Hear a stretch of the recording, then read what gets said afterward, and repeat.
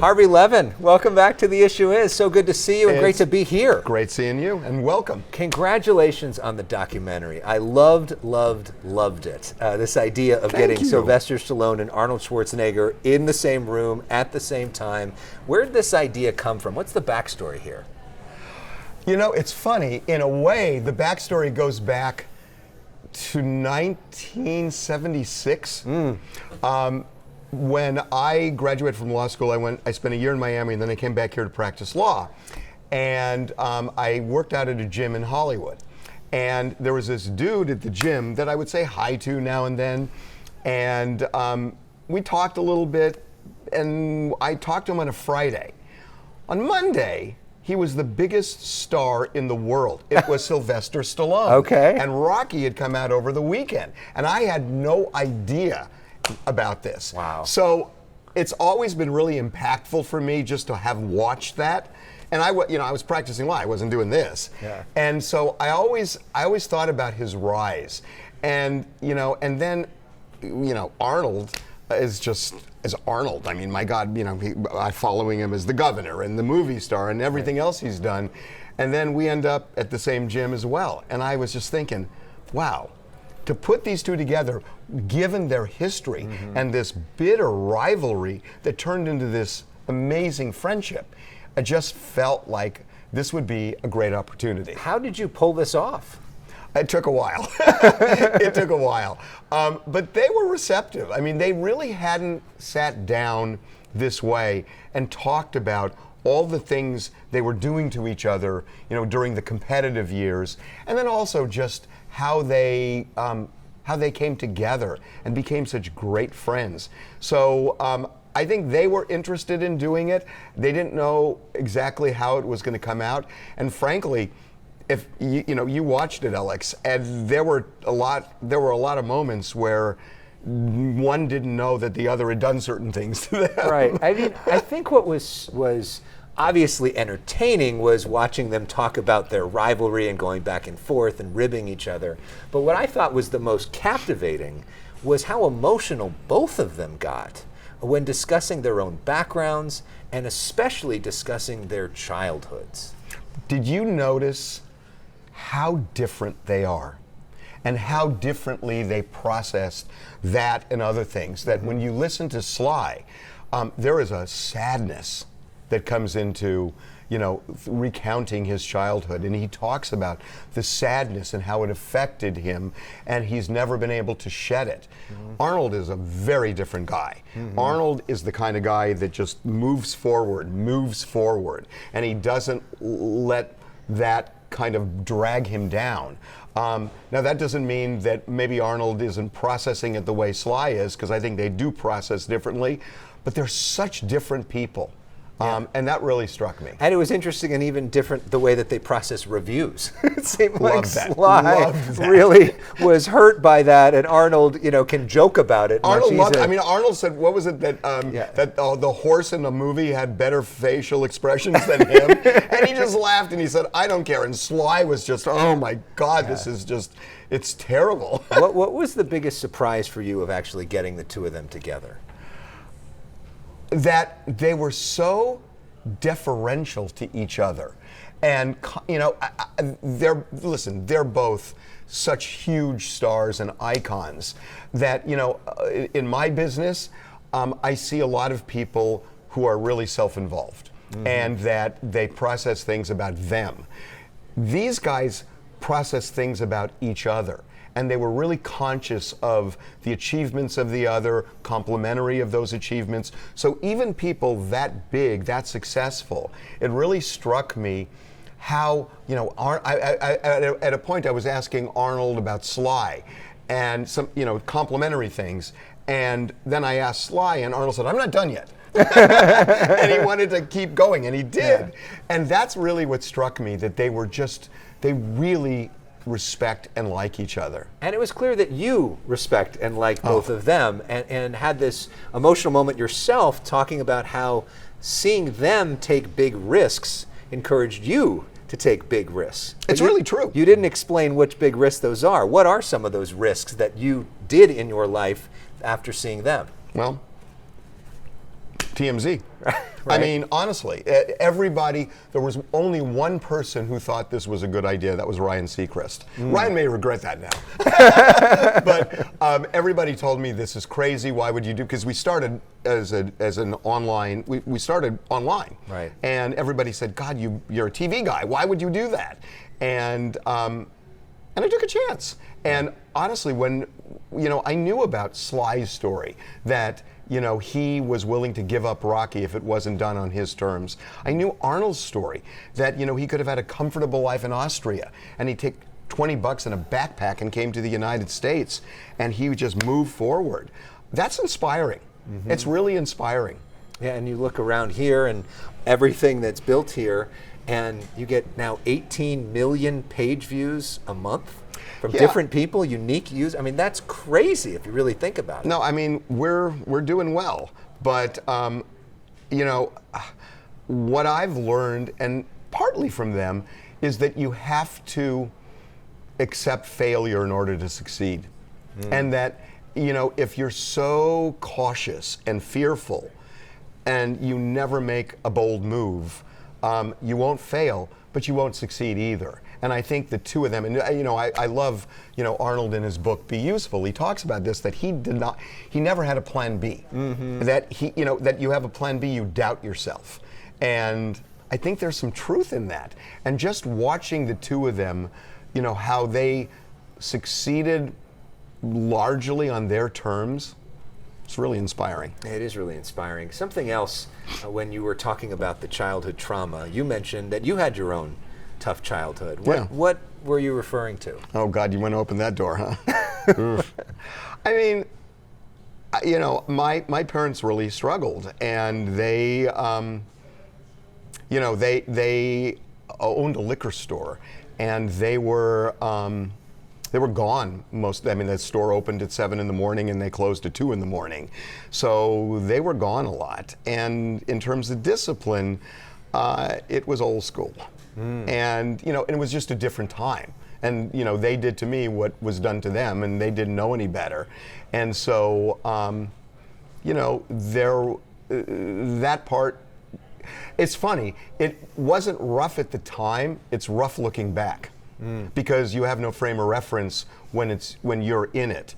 And I'm not saying it wasn't, I don't want to overblow it, but everybody has their stuff. So you're suggesting that they hit you because a lot of other people were hit at the time too. And that's just the way it was. And so they talked about the fact that that sort of experience shaped them. How do you think that shaped you? Did that propel you? Well, the huge benefit for me, and not so much that, but the benefit for me, just in terms of watching my parents, who really, they worked really hard so that me and my brother could have a better life. And they gave me my work ethic. Absolutely gave me my work ethic. But the fact that they were gone so much, we lived next door to the liquor store. So it's not like they were in a different state, but they were in the store a lot. And when I was at home, I was alone a lot. And what it gave me was independence. And there is a real value in not being afraid of kind of being on your own, of independence. And I think, there are, you can't look at something about your life and say that, I suppose there are things you can, but a lot of times there's some good and some bad in everything. And sometimes kids who get loved and coddled, they have problems, right? I mean, they have problems. I know. And, you want to talk about it? Well, that could be my problem. Sometimes I think I've been a little over-coddled sometimes. But that's what I'm saying. You know what I'm saying? I got the opposite issue. Exactly. Yeah. And so that creates problems. So I think you just try to use the tools that you get. And I'm really grateful overall for it, because I think that some of the stuff that was challenging ends up, in a weird way, being a benefit. By the way, I was 18 days late in terms of giving birth, and I like to say that I still don't want to have the umbilical cord. You're close. You're very close to your parents. Still clinging on. Who's a big fan of you, both my parents. So we are talking to Harvey Levin from TMZ at TMZ, and recently we had the death of O.J. Simpson. Right. And talk about a story that shaped your life, right? And was so influential to you. Basically something you covered almost every day for like 2 years, right? Right. How do you reflect on O.J.'s legacy? You know, what I think about, look, I mean, it's not an issue of did he do it or not. I know the answer to that. I mean, I covered this case from the day it happened. So it's more about... You're saying yes. Of course he did it. Yeah. Of course. Yeah. You know, and, you know, beyond that, you know, it's not about the trial. To me, it's about the aftermath. That I thought that O.J. Simpson had a scarlet letter on him because of what he had done. And he didn't. I mean, he was an attraction in Las Vegas. I mean, people would run up to him, take selfies, get autographs. And what it taught me, and O.J. really did teach me this, that line between infamy and celebrity is not just blurred, it's indistinguishable now, the two. And that it doesn't matter how you achieve fame in our culture, it's just that you achieve it. And that somebody with, you know, infamy, and we could think of a lot of people, they have, you know, they often are celebrated in similar ways that celebrities are on a completely different track. Well, that makes me think of another celebrity who said, if you're famous, they let you do it, when referring to sexual assault. Of course, we're talking about Donald Trump. The last time you were on the issue I asked you about the prospect of a Trump presidency, and you said that it scares the shit out of you. Does it still? How do you see the election right now? Well, I mean, number one, I think to prognosticate in April is absurd, because what we know is, I mean, what happens if a war breaks out in the Middle East? What if something happens with an undocumented worker where they do something where all of a sudden it makes the kind of headlines we're talking about? What if Donald Trump gets convicted? There are so many things that could happen. There's no way of knowing. Look, my biggest fear is when he talks about, I am your retribution. And that really scares me, that he will act on that, and he seems that he will, and that really scares me. I think on the other side, I think when you look at the way that the Biden team and especially traditional media is handling this, they are not acknowledging and maybe not even understanding why is it that Donald Trump has 40+% support in this country. At least. And in terms of people viewing the economy, immigration, and even foreign affairs, they're viewing him more favorably than Joe Biden. So why is it? Well, look, I think the way it's almost been characterized, especially in traditional media, is, you know, Hillary Clinton's basket of deplorables. And I think it misses the point, and it's also doing Biden no favors. That I think you've got to understand, why is it that he has that kind of support? And I think it's complicated, and I think there are some, I don't think that everybody is in one basket. And I think to really effectively campaign, you got to understand it. And I'm not hearing a lot of understanding on that side. Does that make sense? It does, and I think as well, there's a really powerful position to be the middle finger to the system. And Huge. Donald Trump right now Huge. is the middle finger to the system, and it's hard to be the face of the system. And it's also, you know, you're encumbered by being an incumbent. Right. And that's just the case with every president. And so I think when things are not going great, you know, and when we look at what's going on in Israel and Iran and in the United States and with the economy, and, you know, it's like they talk about, you know, the economy is great, the economy is great. I mean, yeah, you can look at numbers and say that for sure, but why are people saying it's not?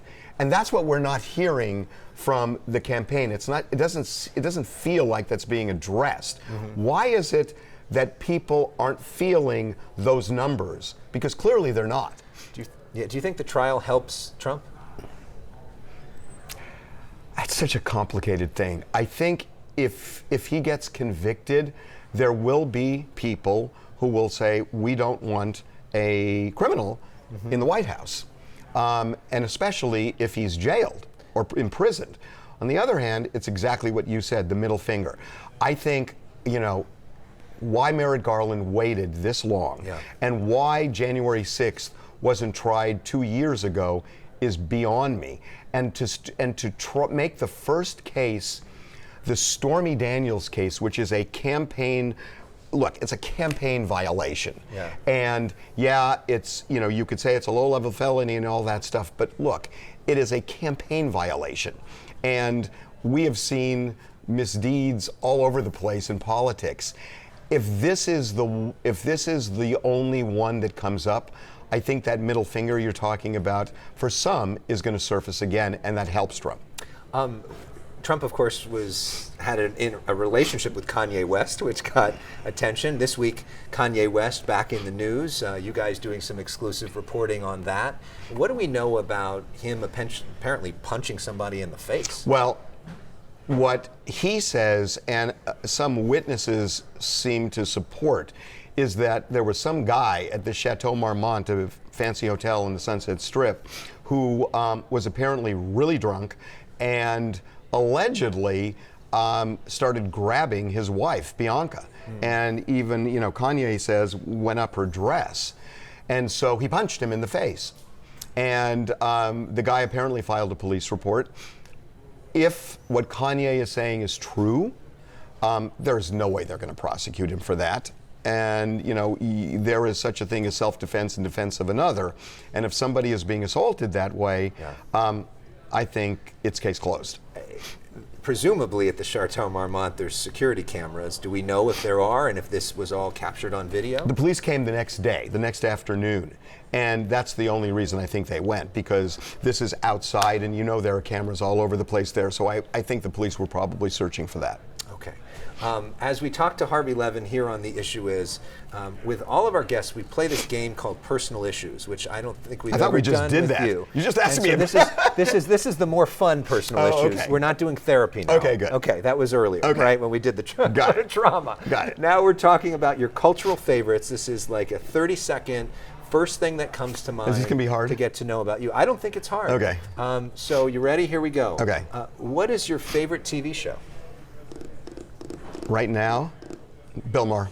Bill Maher, Real Time with Bill Maher, my favorite TV show too. What is your favorite book? Oh my God, I just read the best book. Honestly, I don't think I told you about it. You did.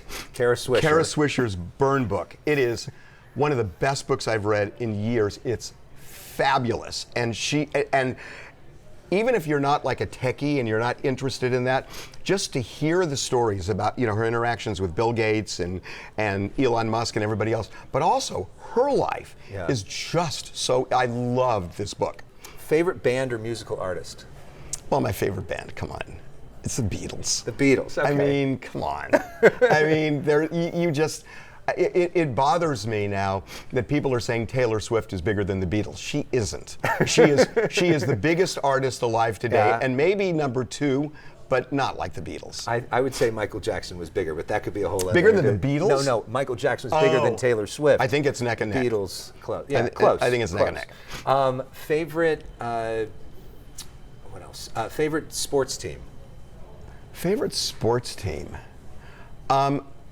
I don't know. I like I wish I were more of a big fan of this, and I'm a fan of tennis, but that's not really a team. So I would say the Lakers. What is your favorite way to relax? Lunesta. And I'm not sure that's not true. No, I mean, I love reading. I really love reading. And it takes me into a different world. And so, or just a really good documentary.